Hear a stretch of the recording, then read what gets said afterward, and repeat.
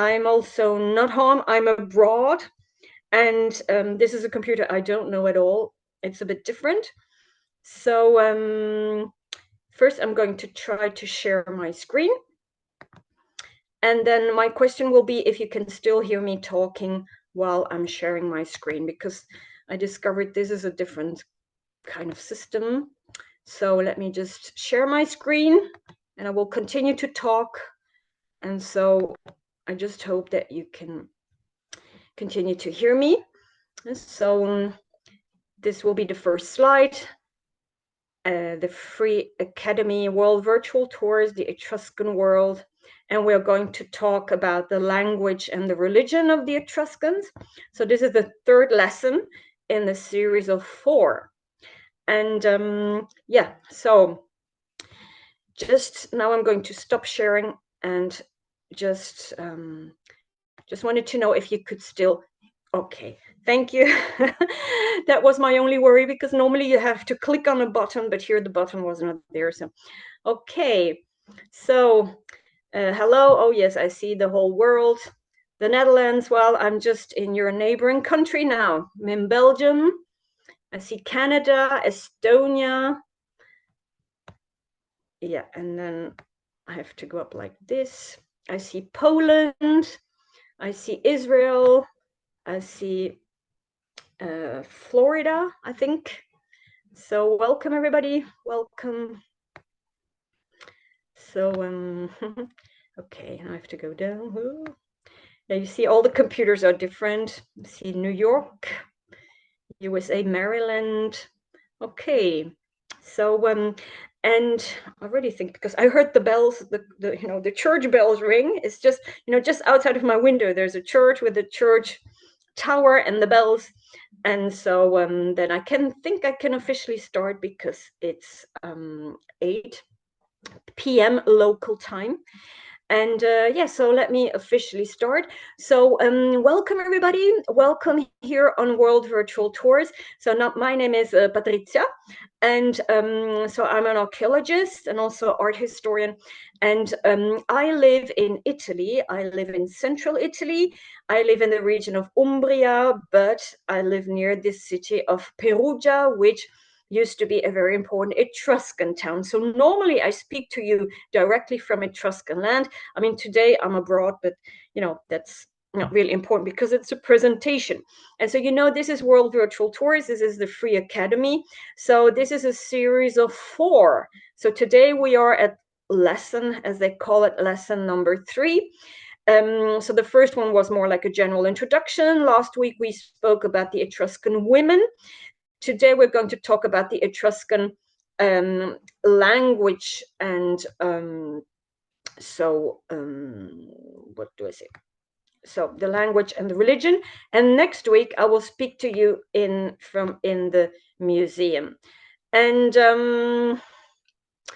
so I'm not really sure. Can I change something with the view? Because I'm on speaker view, or should I do something different? But I mean, I'm going to share my screen just in a moment. So now I should be okay. Now, you know that all the presentations and also the live tours are based on donations. So here I'm already in the chat, I'm sharing the link. And also, that this is being recorded, and this is recorded. You will, I mean, it will be visible on how do you say, on YouTube. So this is also live on YouTube. And so you can see it not only live on YouTube, but so you can also see it so when the lessons end, more or less for a month, it will be available so on YouTube. So if you missed one of the 4 or all 4, so you can watch it again on the YouTube page of World Virtual Tours. So for the link, you just go to World Virtual Tours website, and then you will find their YouTube channel. That's how it's called in reality. And so there you can watch these. So that's also why I'm not mentioning any names. So I'm not calling you by the names. I mean, I see you on the chat. The chat is not visible on YouTube, of course. So just for your privacy, it won't be.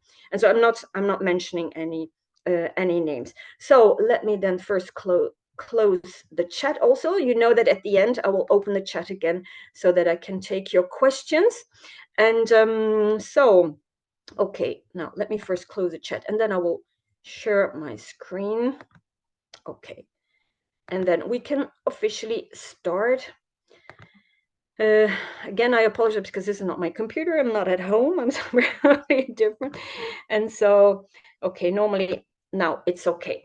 So, welcome to the Free Academy, well, course. So these are 4 presentations about the Etruscans and their world. And so this is, Etruscan world number 3. We're going to talk about the language and religion. And in reality, I wanted to do a separate presentation about the language and a separate presentation about the religion. But since this is a series of 4, I couldn't make a series of 5 or 6 or 7. So it's always in 4s. So, I had to do it a little bit together. But perhaps it's not a bad idea because many of the inscriptions we have, so many records in Etruscan language, so are also related to the religion. So this is not presentation with A language and B religion. It will be a little bit intertwined. And so just 2 slides just to remember where we are and when we are. So the Etruscan civilization was located mainly in Italy, in central Italy, and even more specifically, the western part of central Italy. So we are mainly in the Tuscan area, so Tuscany, and then also north of Rome, as you can see on the map, and then also a little part of today's Umbria. So, for example, the city of Perugia, where I live, I live nearby the city of Perugia, is the most eastern Etruscan town, or was the most eastern Etruscan town in central Italy. And so also the inscriptions that I'm going to present were mainly found in that area. And we are also talking more about the heydays of the Etruscan civilization. Of course, I cannot tell everything, and also I don't know everything, of course, but so we are mainly focused on the most important time, because the Etruscan civilization in reality has a span of something like 1,000 years. And so you can imagine that the way they spoke or the way they worshipped, at the beginning or at the end, were completely different. There were several influences on the way. And so from a more simple end of Bronze Age civilization, they evolved into a flourishing civilization of city-states with a grand architecture, with grand objects, a material culture that we find in their tombs. And then we're going to end up, so the last period of the Etruscan civilization is a bit mixed up with the Roman civilization. So it's not that we are talking about one specific civilization in a very short period of time. So of course there are also local differences, and there are differences in time. But so that's where we talk about. And so the heydays of the Etruscan civilization are roughly located between 650 and 400, or you could say 600 and 400 BC, because from the 4th century BC, then the Romans are starting to push, and the Romans are going to have a certain influence on the Etruscans, and the language, Etruscan language, will then little by little be lost.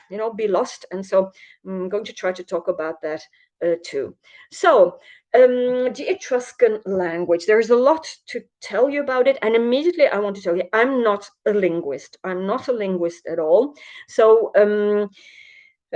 what I'm going to tell you is basically the result of not only reading books about the subject, and also attending presentations, in museums, or there are a lot of so Etruscan museums where they have regular presentations, and especially now after COVID or during COVID times, they published it, so you can even look it up for yourself.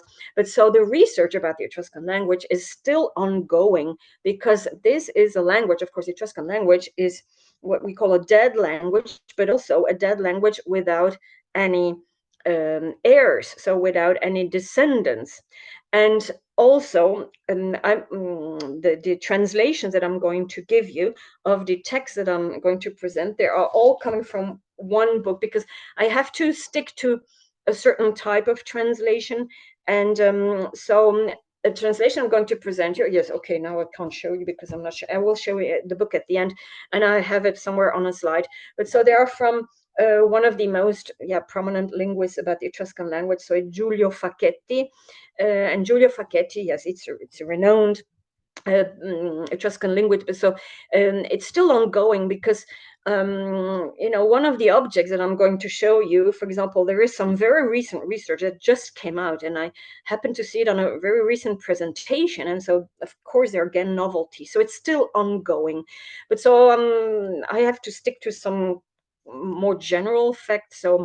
The Etruscan language, they started to write it down basically from the 8th century BC. So the Etruscans, at a certain point, they got into contact with the Greek alphabet. So probably that was, somewhere in the 8th century BC, when the Greeks started to colonize, so really to found colonies, especially more in southern Italy, so in the area of Naples, for example, the island of Ischia was a Greek colony. And so that's how the Etruscans probably then immediately picked up the Greek alphabet and started to write down their language. And this is one of the most ancient inscriptions that we have in Etruscan language.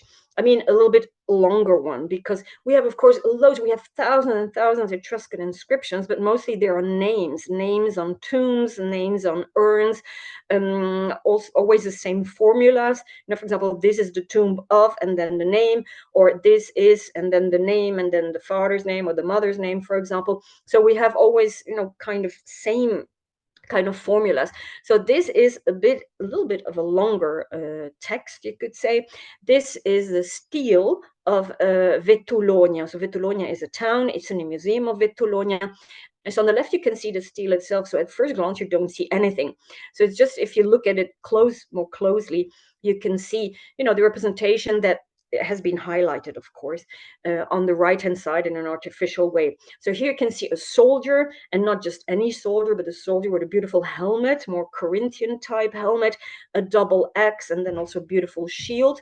And so we have this text that you have to start to read from the right-hand side upper corner. So in most of the Etruscan territory, you have to read from the right to the left. Now, there are some exceptions to this, but let's talk generally. So you have to read it from the right to the left. So you see the upper corner, the right-hand corner is missing, and also the lower right-hand corner. So we have some letters that are missing, but since these formulas are always repeated, we can have a fairly good guess at what was written.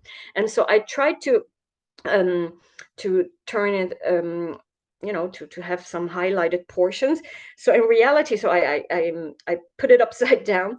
So you can see on the right-hand side of your screen, so that is the corner that is missing, the upper right-hand corner that is missing. And so you can see what was written. So the first letter that you can actually recognize is the yes, so I'm not really sure what you can recognize, but so if you see in the middle, there is, well, you start from the right, and then you can see like a little cross, like a little T, and then you can see the, it's an I, and then an L, like the Greek lambda, and then there's an E, and what seems to be an M, but in reality, that is an S. And so if you see a kind of what we call an M, the letter M, so for the Etruscan, you have to pronounce it S. So that is how they represented one of their S's, because it depends if it's an S or if you have to pronounce it sh. So S or sh, it would be a different letter they used. But so so what you see, the LES, so it's less, and just in front of it is an well, yeah, of course in English you say I, I, so it would be the sound E, and so eles, And then you can just see, the first sign that you can see where it's broken, where this corner is missing, is this kind of diagonal line, which is a part of a V, the V. So it's, in reality, you can see V-less.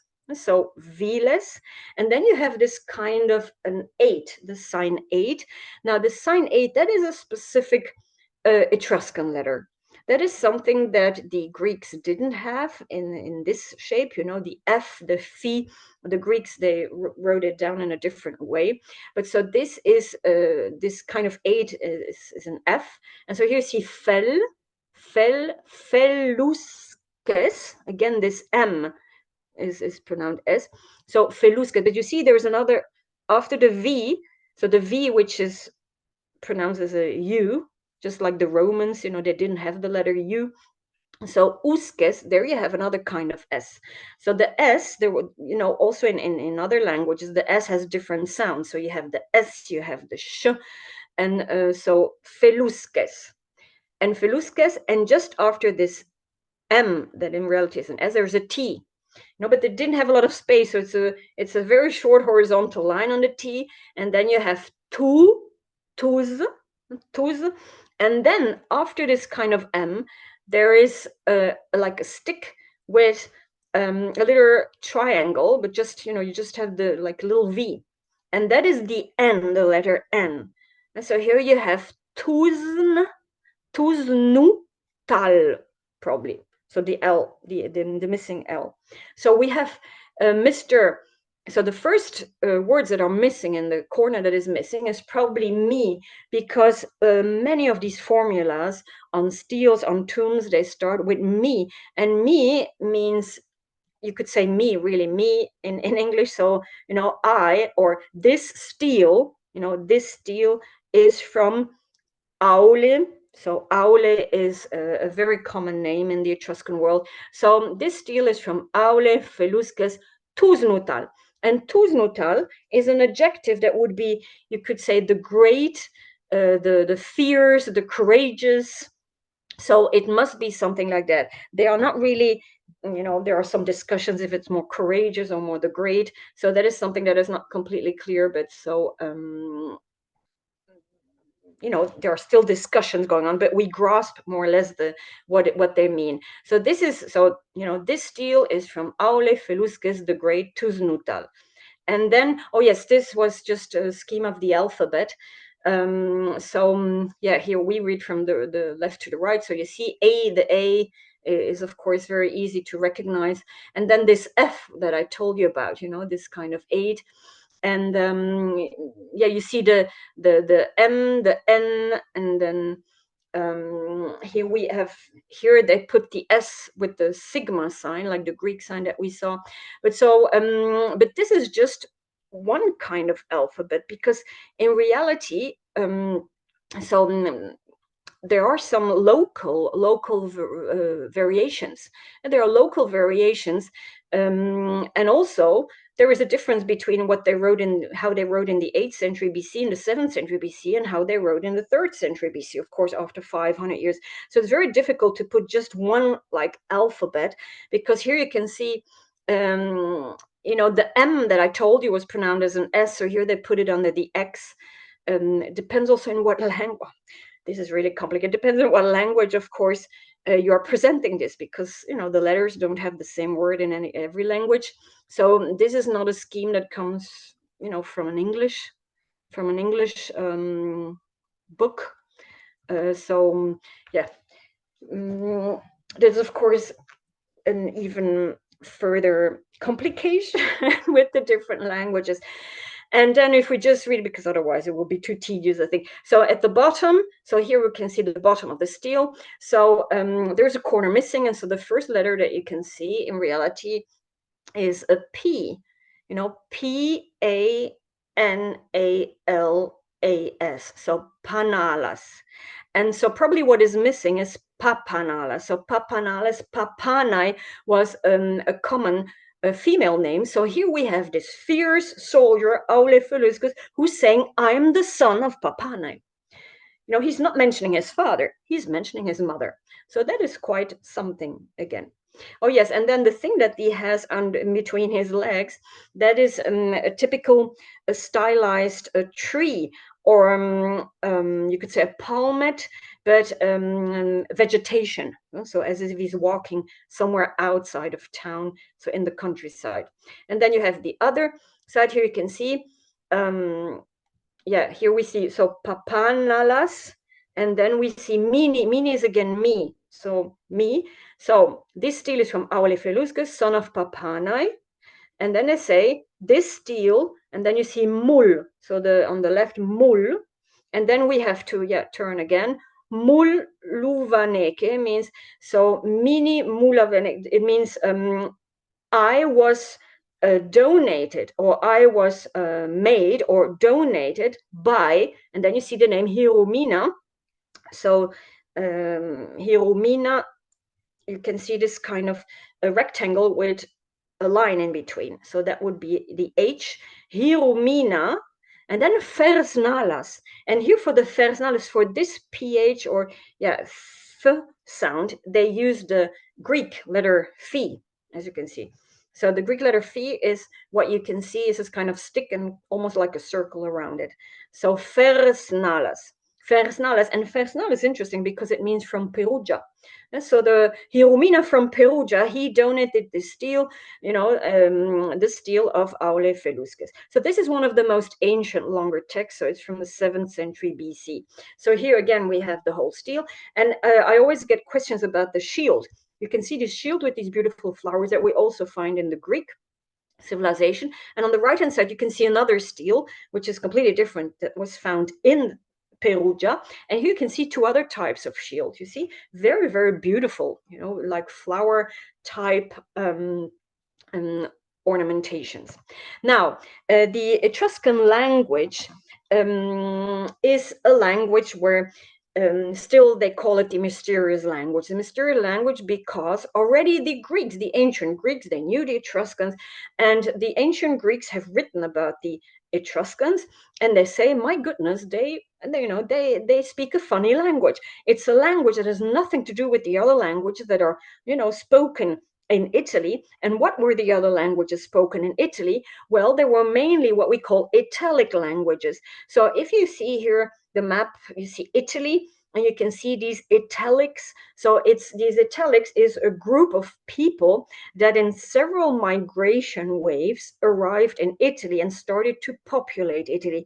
And you see they have this ancestor of what we call the Indo-European European population. So, but you see, it's a vast area. So these Indo-European populations in migration waves that lasted 1,000 years. So it's not that one people just they came into Italy and populated. No, it's in several waves.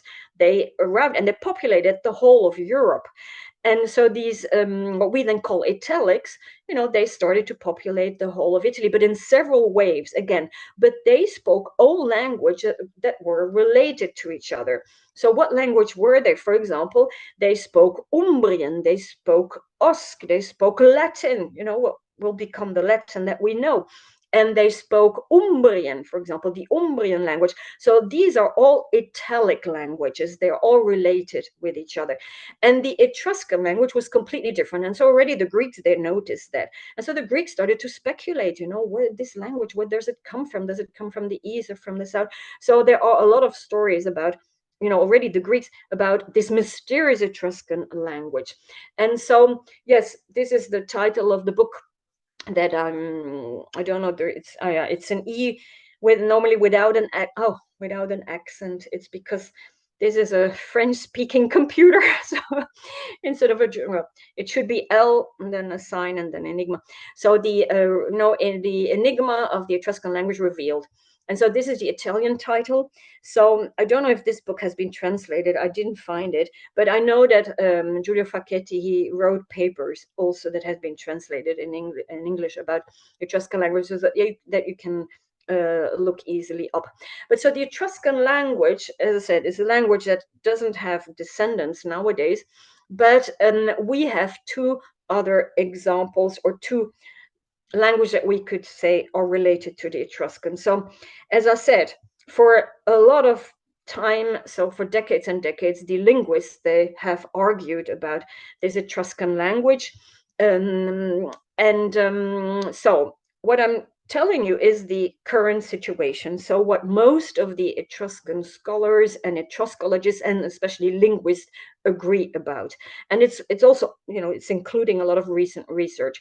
So the Etruscan language was spoken in the orange area, or also written down in this orange area that you can see. So it's Tuscany, and it's a little bit beyond. South, you see, in the Gulf of Naples, a part of Corsica. So that is where you find most of the inscriptions of the Etruscan language.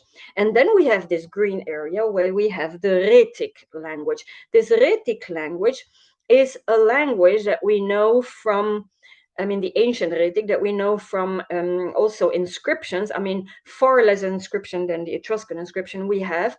But okay, so there was a lot of arguing about it. So what they say now is that the Rhetic and the Etruscan language are related with each other, that it's unmistakably related with each other, and so that they have a common ancestor, so that Rhetic and Etruscan have a common ancestor, but it's not that the Etruscans went to the Alps or that the people from the Alps went to Tuscany, but this is a separation. So the separation of these two languages goes way further back. So before the Bronze Age, some people even put it back to Neolithic age, so really thousands and thousands of years BC. So they say they are related. We can't deny it, but the separation between these two languages is very, very ancient. So you can't say that the Rhetic population was Etruscan or vice versa. So that is a separation that is too old for that.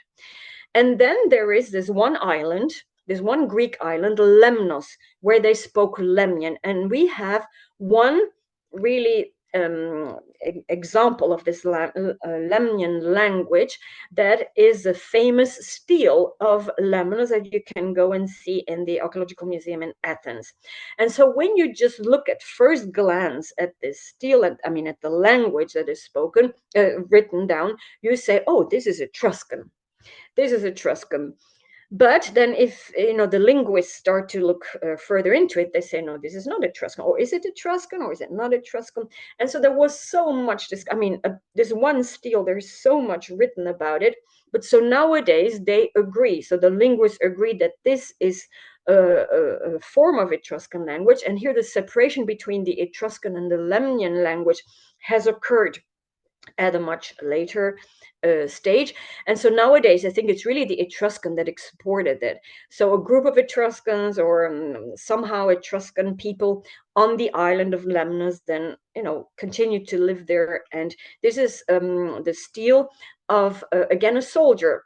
And here perhaps it's much better. You can see it much better. So you can see the head. You can see the rest of the body was also covered with a shield. You can just see the upper part of the shield. He has a spear in his hand. And so you can see the whole lower part of the stele is completely missing. So you can see that the text that is written on the side is also, it's just cut in half. So, but there is enough information to for the linguists to say, okay, this is really related with the Etruscan language. And what is written on there is, again, so we have several names.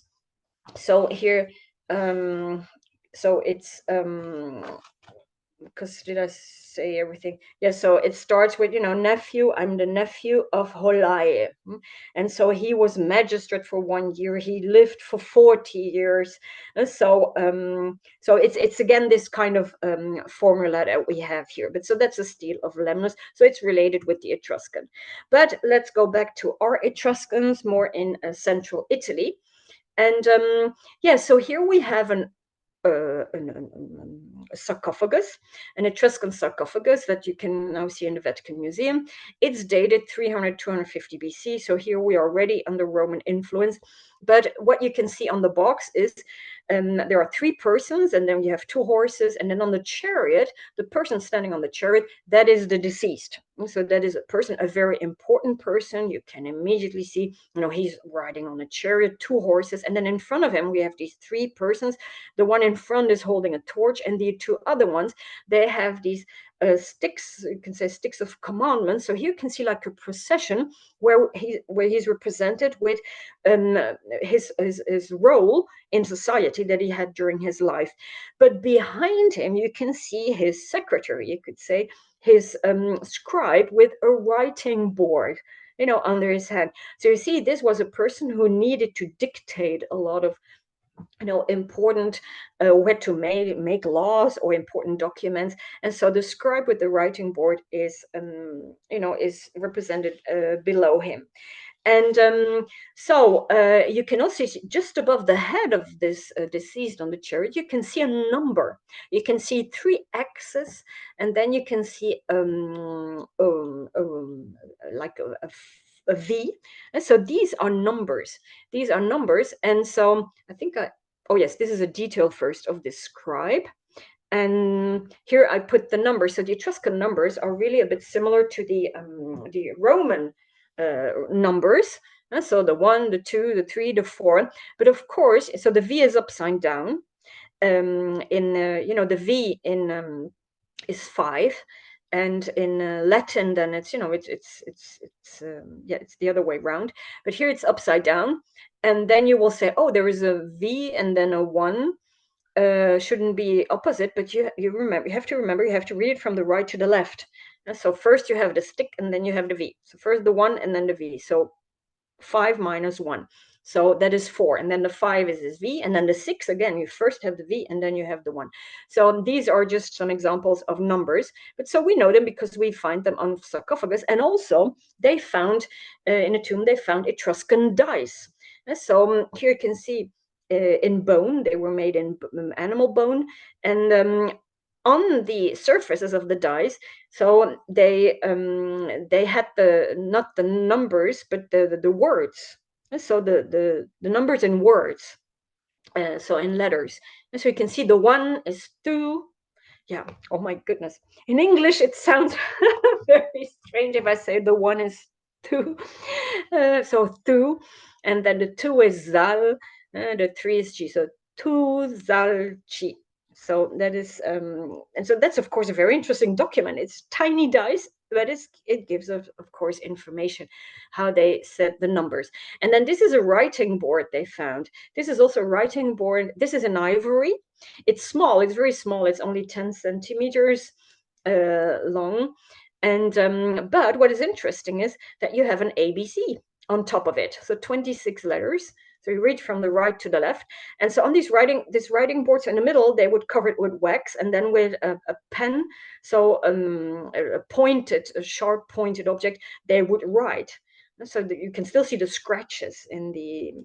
And so they, like a stenographer, if somebody would dictate, they would write it down, and then afterwards they could write it down then or copy it on another material. For example, on linen, they would write on linen, and also or they would carve it in stone, for example. So they would first write it in something like this, And we have other ABCs.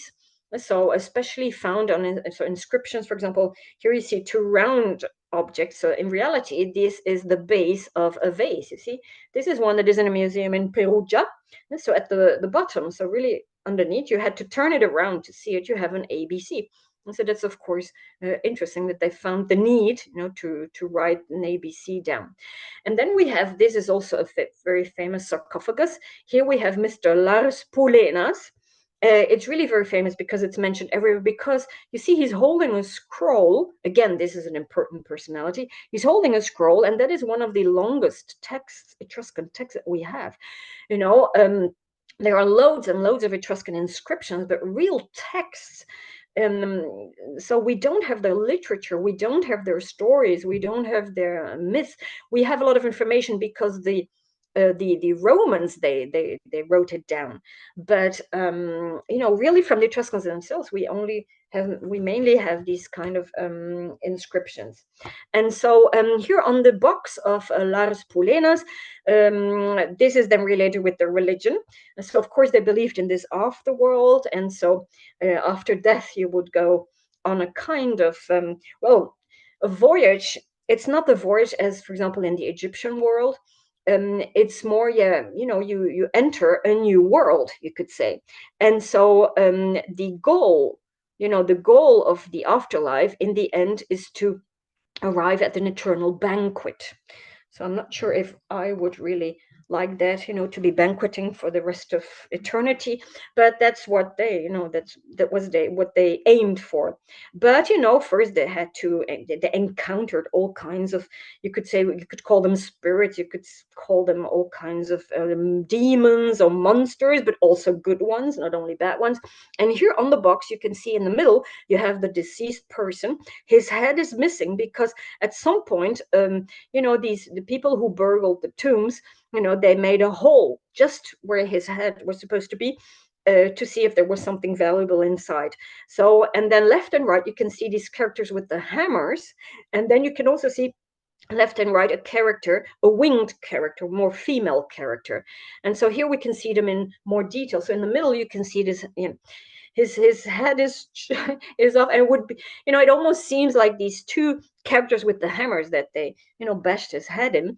And that could be also the purpose of them. We know these characters, they are called Charon, and Charon is, of course, you can compare him with Charon, the Greek ferryman who had to with his ferry boat, he had to bring the people to the other world, to the other side of the river. And so these Charuns, they are, not completely the same as the Greek Charon, because they are often represented with a hammer, and also they are very ugly. I don't know, I have a detail. You see on the left, that is a Charun. You see they have these animal ears, they have fangs, often they have a terrible hooked nose, and then they are there with their hammer. So is it to guard the underworld, to guard the deceased, or is it really to, some people, because sometimes it's really represented that they bash the head in of the deceased, perhaps to make sure he's dead. That is another theory. And then on the right hand side, you can see this winged female character with a torch, and that is a character that we call the Vant. So oh yes, here first again we have Harun again with his hammer. You see he's not really looking very nice.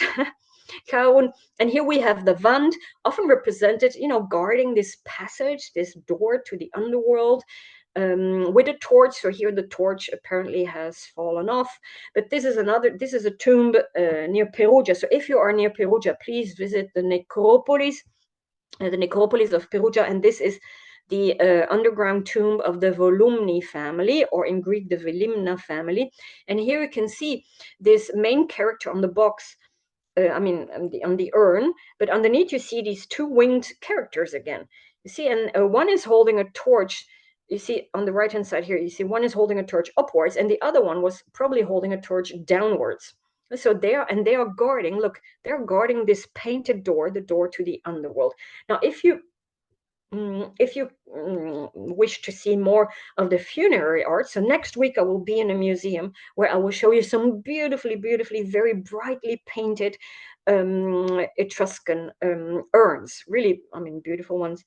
And so, yeah, let's go back to Lars Polena. So we saw his box, and then you can see the text. So it's really one of the longest texts that is written. I don't know it by heart, but so what is written is very interesting, because look, here you have a transcription. So you have to start from the upper right hand side, and then you have to go left, and then again, right hand side, left. And so the first word is so Laris. So Laris is also a very common name, but you see sometimes we see Larte with th, Lars, Laris.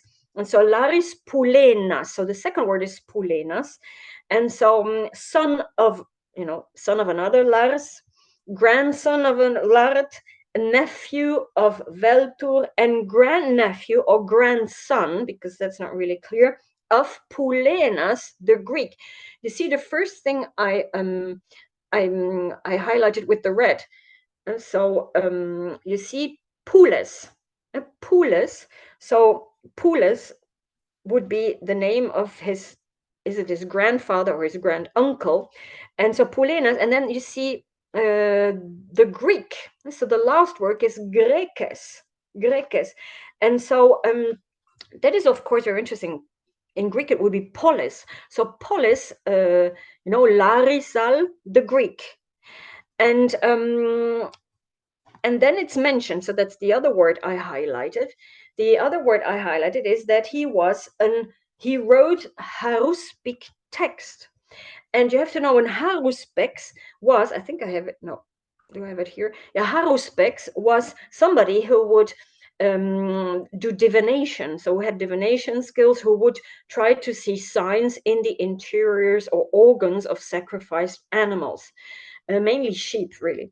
But so that was a haruspex. And so here we see this great grandfather or the grand uncle of this Larus Pulenas, who's represented on sarcophagus, was Greek, and he was a haruspex.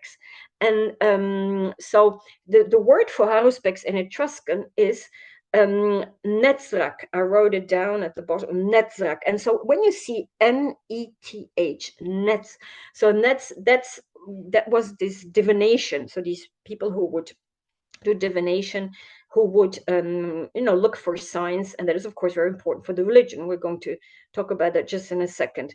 And so now I know why I put this one.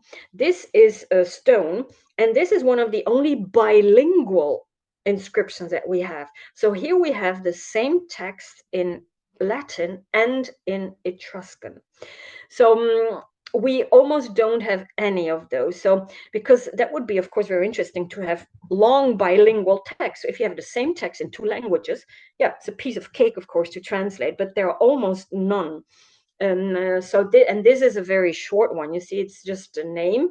So I wrote it. Oh, it's written down there. So so the Latin you can just read. You can see the atius. You see, there's a piece missing. So atius, atius, LF, and then STE. STE is the gens. So it means he was from the family of the Stellatina, which was one of the 31 most important and founding families of Rome, you could say. But you see haruspex again. Haruspex.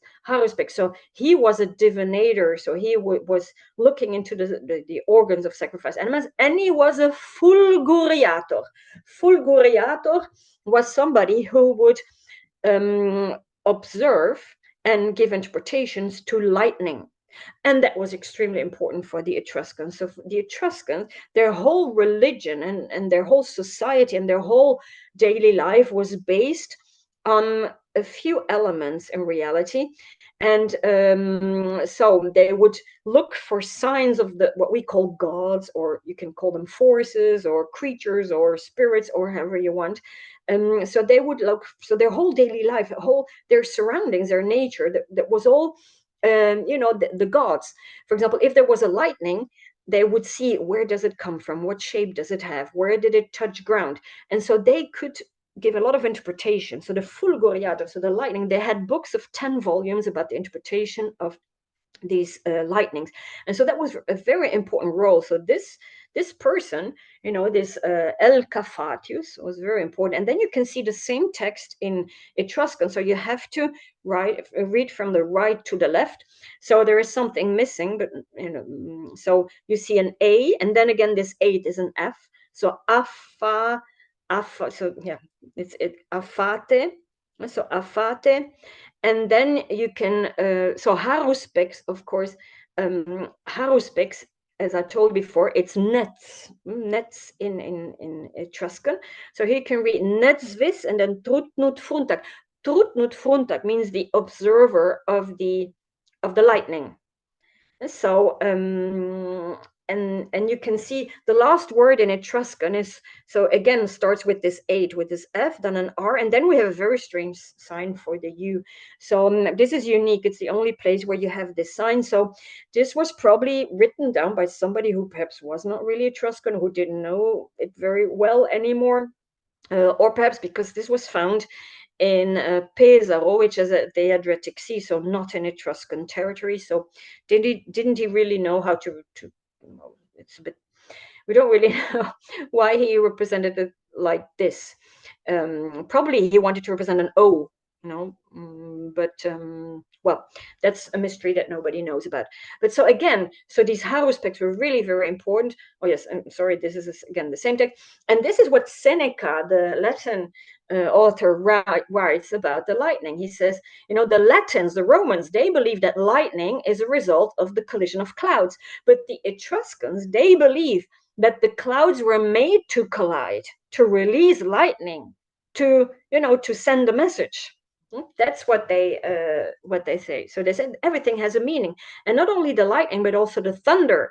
And here we have a representation of, you would say, oh, this is a miserable little man with a lightning in his hand. Well, in reality, this is a representation of their main god, you could say, and that was Tina or Tina.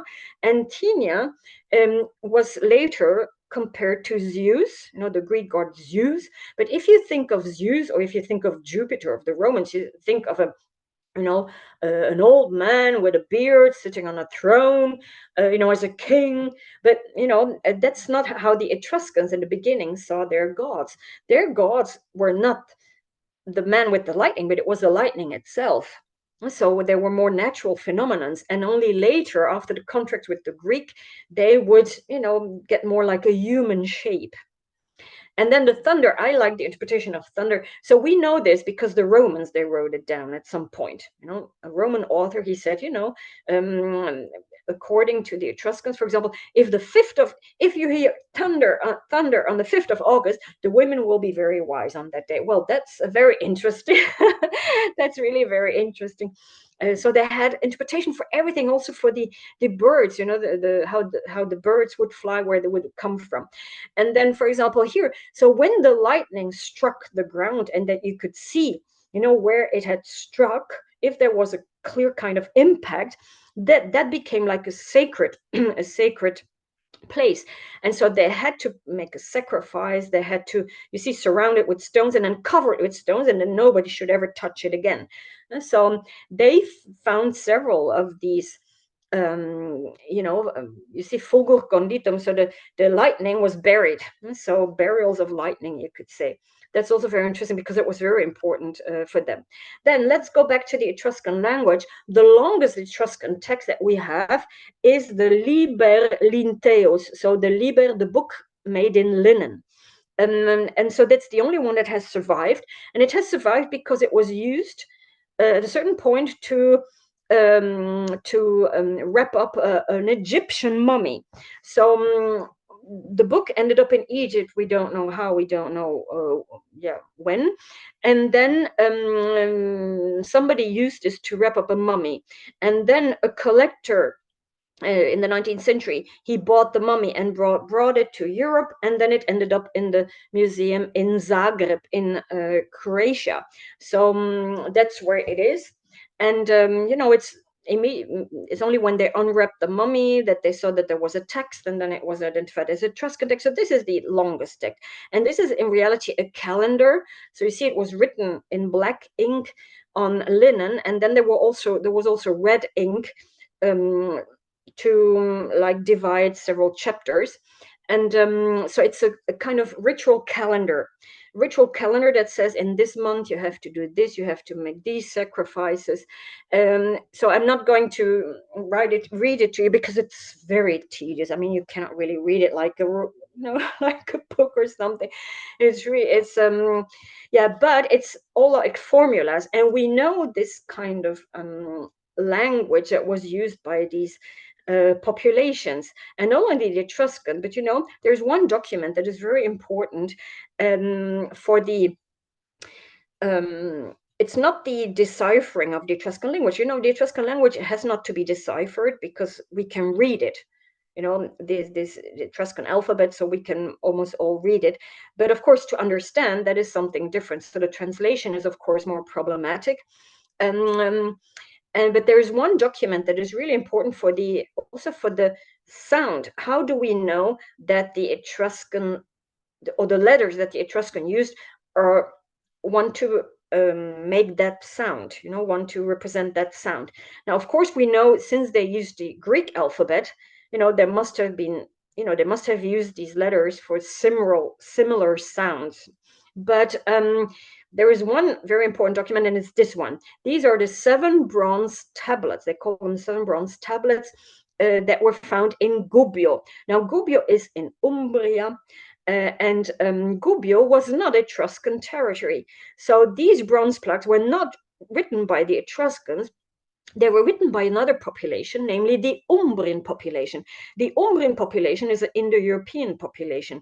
But of course, they were the neighbors of the Etruscans. They knew each other. And so at some point, the Umbrian, they borrowed or they took over the Etruscan alphabet. So what you see here is the Etruscan alphabet, but the language is Umbrian language.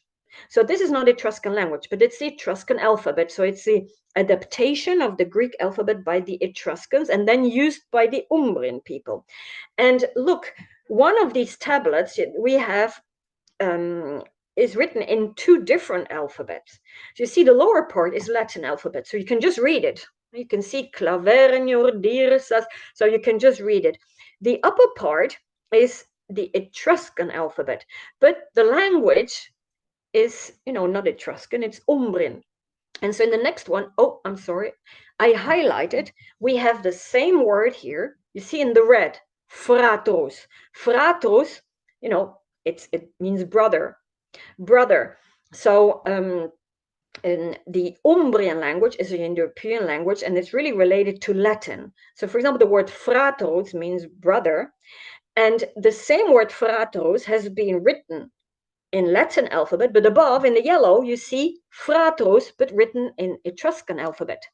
So that's how we know that this 8 is an F.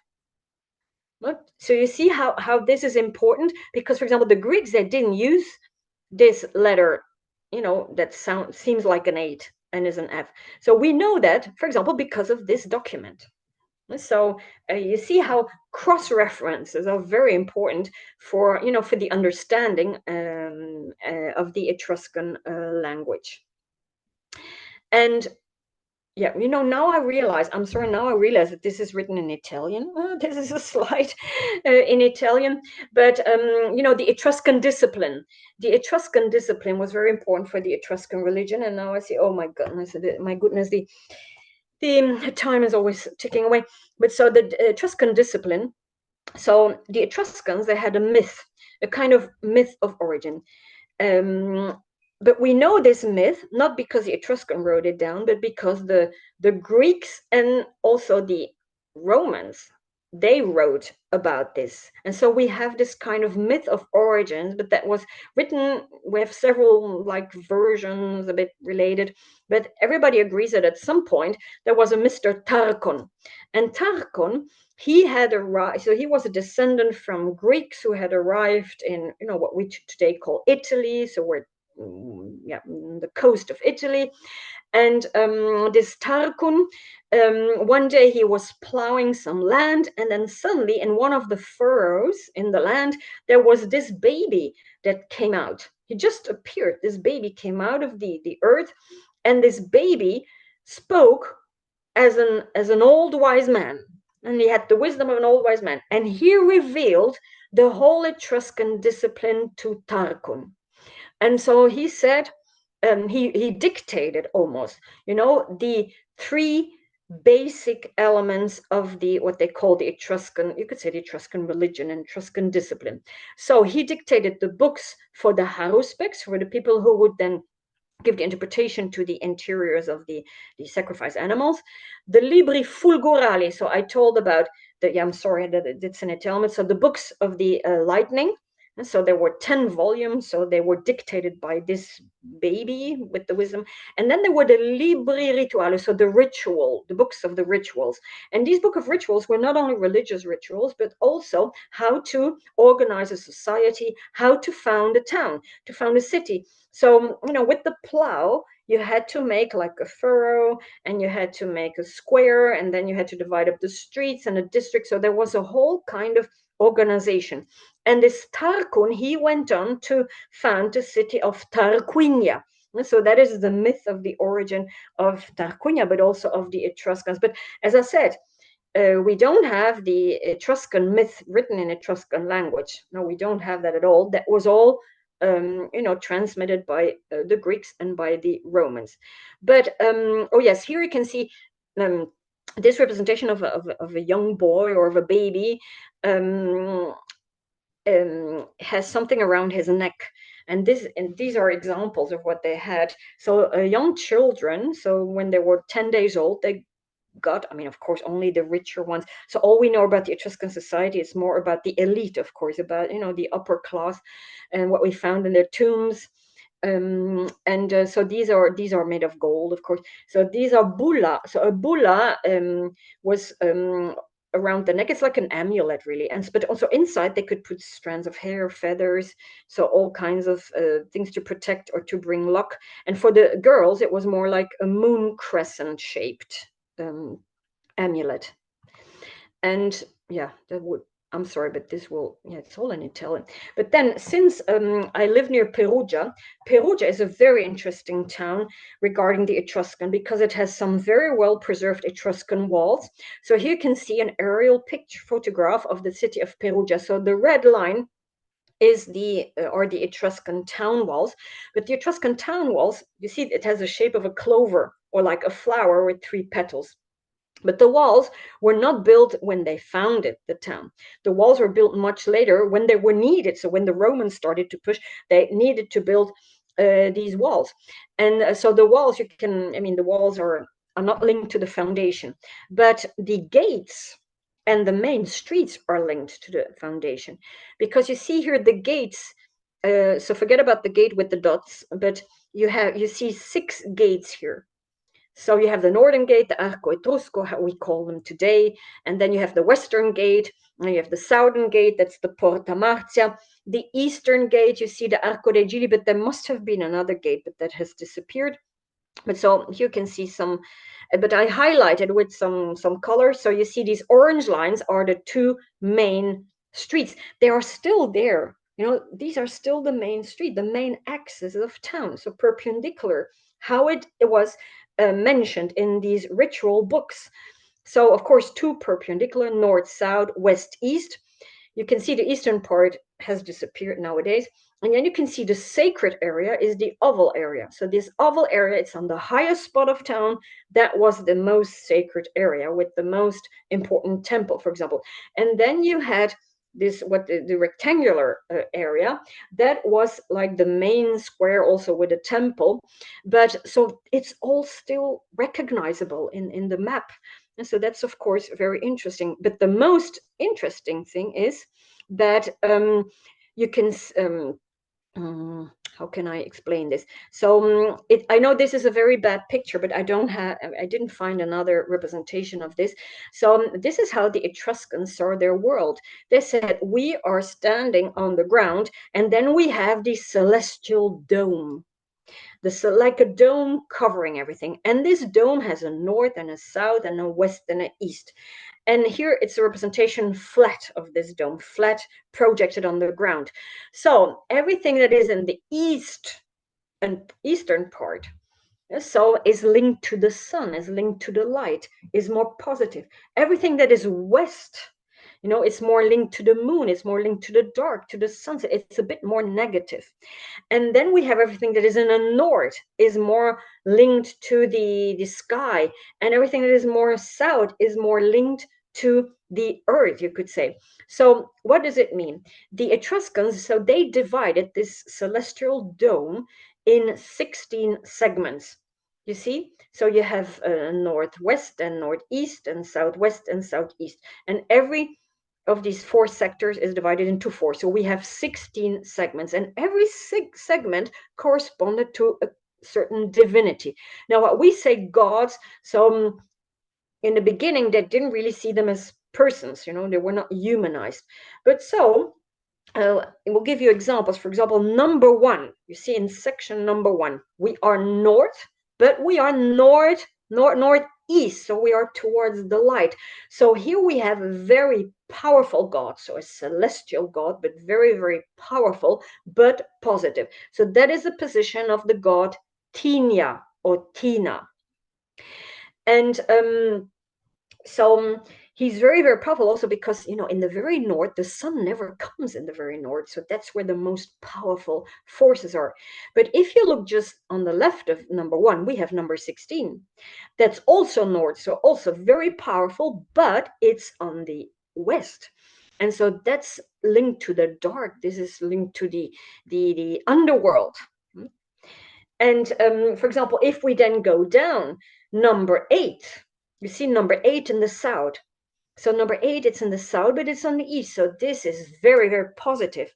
But it's less powerful. I mean, it's less scary because it's really more down to earth, you could say. And there we have number 8 corresponds to the god Katha, or depends, sometimes it's Katha or Kauta. And we can represent him as the sun god. But in some cultures, the sun god is the almighty god. And here the sun, it's more very gentle, very gentle. And then number 9 is very interesting because also there we have something more gentle, but a bit more negative. That's Flufluns. That's a position of the god Flufluns. And Flufluns, you can compare him with Bacchus, the god of the wine. So he's not really bad or not very evil, but I mean, if you drank a bit, you are a little bit, perhaps you don't see reality anymore. I mean, but what is interesting is look at the position of number, as I said, number 8 and number 9. So number 8 is south, but south, south, south, southeast, and number 9 is south, south, south, southwest. Now, if we look back to the city gates, the Etruscan city gates of the town of Perugia, so we have the north and so on, but then if we look at the bottom part, so the southern gate was called Porta Marzia, and here it's represented, it should be a little bit more to the south, but it has been, how do you say, it has been replaced in the 16th century, they put it somewhere else. But then we have, you see on the bottom left, we see Porta Eburnia, which means the Ivory Gate. There's the Ivory Gate, south, south, southwest. And then we have the Porta Cornia, the Gate of Horn, south, south, southeast. Now, why do we have gates there? Because that's very uncommon. Normally you have a gate in the north and the south and the west and the east and so on. But here we have these 2 gates very near, the southern gate. So why are they there? Well, it's very interesting because the Ivory Gate and the Gate of Horn, there are mentioned in a myth. And if you know the story of the Odyssea, Odysseus, he goes on this trip, 10 years is away from home. In the meantime, his wife, Penelope, she's waiting faithfully for his return. And one day she has a dream. She dreams that Odysseus, her husband, is back.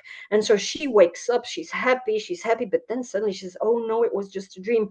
So she goes outside in the garden and somebody sees her and he says, oh lady, you seem so, you are thinking, you are deep in thoughts. What are you thinking about? And Penelope, she says, I had this dream that my husband came back, but I don't know, is it a true dream, is it a false dream? I really don't know. And then the stranger, this man, says, now look, you have to see where this gate came from. Did it pass through the Gate of Horn or did it pass through the Ivory Gate? Because if it passed through the Ivory Gate, then it's not true.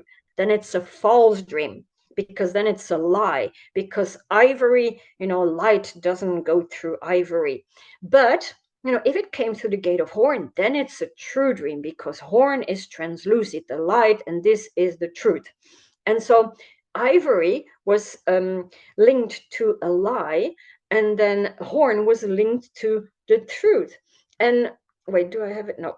Do you remember here? So south, southeast. So which gods do we have there? So the Ivory Gate would be where the god Flufluns would be. So the god the Bacchus. So if you drink some wine, you don't see the truth anymore, and number 8 is the sun. It's the clear truth. So that's very interesting that and it's the only city where we have this example, so clear. It's the only place where we still have an Ivory Gate and a Gate of Horn. Still today, we still call it like this today. These are the current names. So after so many years, that's what I find very interesting. And then this thing of the 16, number 16, you find it everywhere. For example, this is a very famous lamb, the Etruscan lamb in Cortona, made in bronze with 16. So this is seen from below. So you have the Medusa, I mean, the Gorgon, of course, in the middle. But look, I mean, this is a more beautiful picture, you see? See, you have 16 lights. You can light 16 lights in this chandelier. It's really beautiful. So 16 is not a coincidence, of course. And then we have some other, oh, yeah. I'm already over time, but very quickly. So we have some other very long texts. So for example, this is the text in Perugia. It's in a museum in Perugia. It was found near the town of Perugia. This is a legal text. So this is a kind of border stone. So there were two families, the Veltina and the Afuna family. Apparently, they argued about their border because on the land of one, there was a tomb, an old tomb of the family of the other ones. And so there was a judge that had to decide. And so here you can see the judge with the stone and then the two families. And so they agreed. On, so it's also a very tedious text, but they say, I wrote down just a segment. For example, the first sentence is arbitrator about this case is Lard Rezo, son of Lard. And so they say here the family of Veltina, they give the oath together with the family of Afuna. They both took the oath. And so may they accept the property of the land of the one and of the other. And so, I mean, it's really a kind of legal text. But what is interesting is the yellow highlighted words is Razni. So it's Razni and Raznen. And Raznes, Razni and Raznes. And that's how the Etruscans called themselves. So you see this other word, so Tesne and Tesnes. So Ravenna, it means according to the Etruscan law. So we know, so from the Greeks, they said, oh, the Etruscans, they called themselves Ravenna. They don't call themselves Etruscan, they call themselves Ravenna or Razna. And so here we have it. We have it twice in the same text. And this is a bronze text that was found in Cortona, still with this kind of clip, like on a clipping board. There's one piece missing because it was broken already in antiquity and then it was buried. This is also a legal text. This is also about the property, about somebody who bought a property with vines, for example. And here again, you can see, Zilat, again, you can see Razn, so the last word, Raznal, that I highlighted, Raznal. So again, Etruscan. So we have the word for Etruscan. And then also we have some inscriptions. Now, this is not an Etruscan one, but I couldn't find a better example. So they also wrote little texts on little pieces of lead, and then they would fold it, and sometimes they would also pierce it with some nails, and then they would bury it in a hole. And those were malediction, how do you say, curses. So these were curses. So people wanted to curse other people. And so we have, this is another one. For example, here we have all names. So this is a lady. She was, Titi, you see, Titi Sertia, and Titi Setria,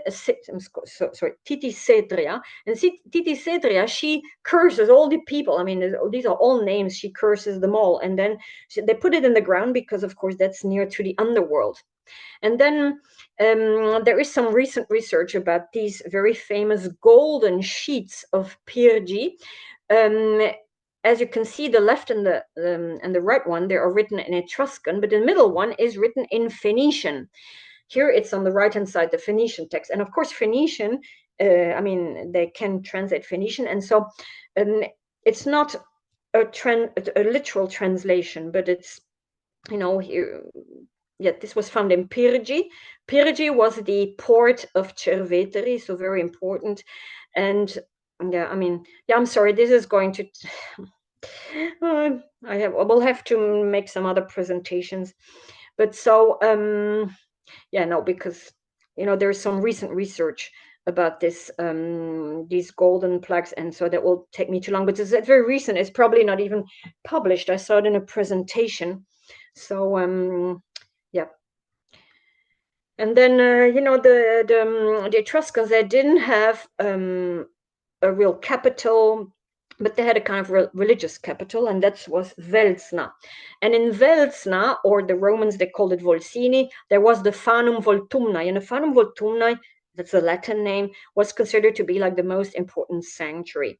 And archaeological excavation found remains of that sanctuary. I mean, they did 20 years of excavation before confirming that it was the Fanum Voltumna. There are still people who don't agree with this, but that was near Orvieto in Umbria, because they found this head, and this is a representation of Vertumnus, and Vertumnus or Veltumnus, that was kind of personification of the god Tinia, but in a more Tinia, he was like the upper god, the god with the lightning, for example, but he had different personifications. For example, here in this case, Vertumnus was Tinia of the vegetation, of the fertility, of the nature of the plants. And so that's why he has this kind of vegetal hair. And then there were augurs. Augurs, they would see all signs of the gods in the flight of the birds. So they had also a very, very important position. Here you see one on the left, very important position also in the Etruscan society. So the augurs. So when we say it's inaugural, to inaugurate, so that's of course directly comes from these augurs. This is again the haruspex, and this is how I wanted to end, with a very famous object. So this object is the liver of Piacenza. So this was found near the city of Piacenza. It's in the Museum of Piacenza in Italy, and this is a bronze representation of a sheep's liver. And you can see all these inscriptions. These are all names of gods or gods, creatures. And look, so here I highlighted in red. So that's very interesting because there are 16 segments on the outer rim. So it's divided into 16. So they don't have the same shape or the same length, but you see these are 16. So this can't be a coincidence, of course. And so they thought, okay, can we see north, south, west, east? But in reality now, the latest studies, they agree that this is not really north-south, but oh yes, this is just to remember what I showed you with the 16 segments. But they say, okay, here we can draw two lines, and it's not really north-south, but it represents more, you see, the sunrise and the sunset. So here the first segment would be, so highlighted in red, it would be the position of the sun during the sunrise in summer and the sunrise in winter. And so here we have several times the same god. You see tin, tin, tin, tin, but tin with another, in another form. And so that would be the position of the during when the sun, so it's not really north or south, but so this is the position of the sun during sunrise. And then this one would be, between the winter, sunrise and sunset. And so why did they have this bronze model? Well, it's just then they would sacrifice a sheep, they would take the liver, and then they would see if there's an anomaly, a little hole or a little bump or something on the liver on that particular spot. They would say, okay, this is a little hole in the segment of this Tinia or of the other god, and so they would have interpretation. This is a good sign, this is a bad sign. And so the last one, between, so where the sun sets in summer and the sunrise in summer, in between, that's where the sun never comes. The whole year, the sun never comes in that segment. So here we have the two gods also of the underworld. So these are the most powerful gods of the underworld. And so very negative gods. And oh yes, now, okay, so I'm very sorry that it's too much. There's always too much to talk about. So I hope it made some sense, because it's really very difficult to choose, or reading the text is really very tedious, because they are all formulas. So now I'm going to stop sharing. So already I thank you for joining me, and as we said, you can always look on the YouTube channel page. You can watch it again. You can watch also the other two previous presentations about the Etruscans. And next week, of course, I will be in a museum. So yes, if you thought it was worth it, you can always also leave a donation here, or I will also put now the link in the chat, because I will open the chat, stop sharing here, and then here I have to open the chat again. And so yeah, this was perhaps a bit more technical. And then of course with these different languages, it's not easy. It's not easy. So let me open the chat and let me see if I have something to paste. Yes, okay, so here are some links also. And let me see if I can.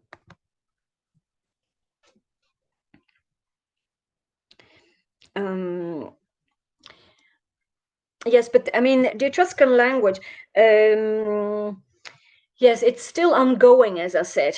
And there's always new stuff coming out. It's very hard to follow everything. But so let me see where. How come Romans called these people Etruscans? Ah, yes. Why did where did the word Etruscan comes from? Because the Etruscan, they didn't call themselves Etruscans. Now the Greeks, they called the Etruscans the Tirenoi or the Turenoi or the Tursenoi, and the Romans then start to call them Etruscans.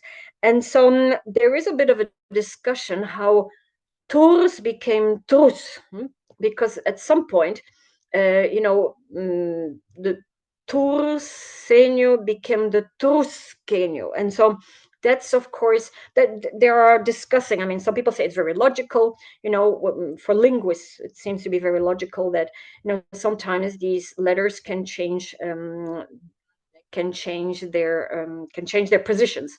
But so they didn't call themselves Etruscans. They call themselves Razna. So Razna or Razne or Razenna. And so the Greeks, they say they call themselves Razenna or Razna, and we have it, in several inscriptions. And let me see.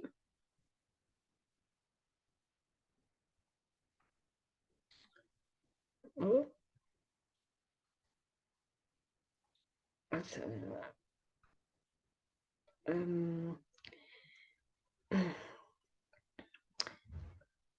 Do I understand correctly that the Etruscans had actual family names? Yes, yes.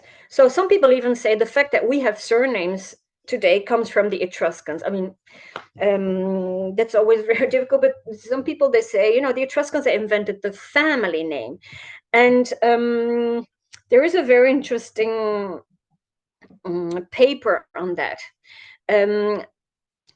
Because what I forgot to tell you, for example, when I mentioned Lars Poulenas, he was the grandson of this Greek, for example, Polus. So they actually found the tomb of this Polus, and then you can really see you have these family trees, and you can make all these links of these family trees. Now I don't know if I can find an example here in the book, and yeah, here, for example, I don't know if you can. So this is the book so that's where I took the translations from. But for example, here, you see he has a chapter with all these family trees. And we see that in the beginning, for example, they say, I am the son of, but then this word becomes its own name. So how can I say, for example, if I say, I am Aule, son of Lars, and then you have the son of Aule, for example, the son of Aule is called, for example, Vel. He will not say, I'm Vel, the son of Aule, but he will retake that Lart. And so Lart will become, it's not a patronym anymore, it will become a name. And then he will pass it on. And so from then on, you say this is a family name. So that's true.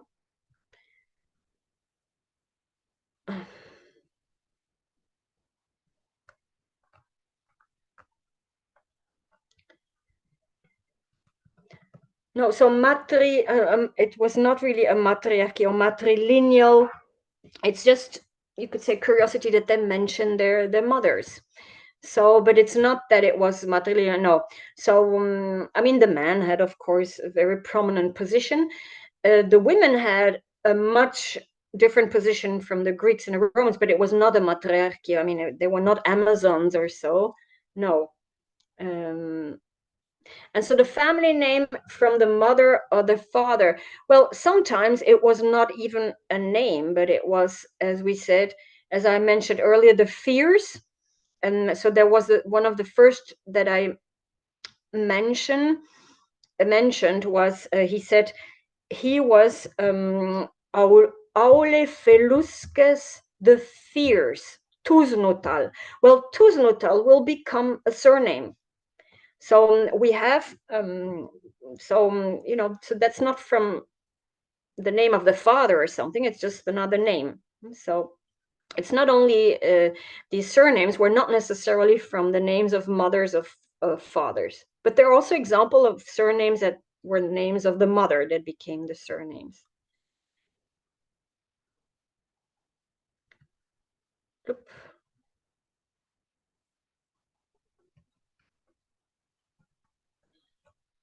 What is town with the gates is Perugia. So the town with the gate is Perugia. So Perugia, it's in Umbria. It's the capital of Umbria. Okay. Yeah, this was a very it's very difficult to so were there other questions?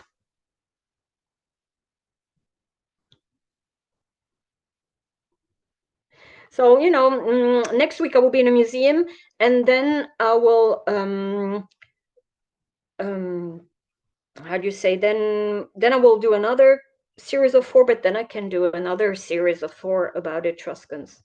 So first I'm doing one about Renaissance frescoes, but oh yeah, why did they write from the right to the left and not from the left to the right? Well, that's something I don't know. I don't know if there's a reason for it. I mean, there are other languages that write from the right to the left, but so yeah. Okay, so then so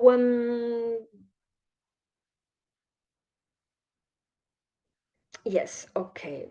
Yes. So well, thank you. Thank you very much. And then I hope to see you next week again. So there will be in a museum live from inside the museum. And then I will show you some of my favorite, I mean, at least my favorite Etruscan urn, even if it's a very late one. And then we can see some other texts and we can talk about also about the religion again. So thank you very much again.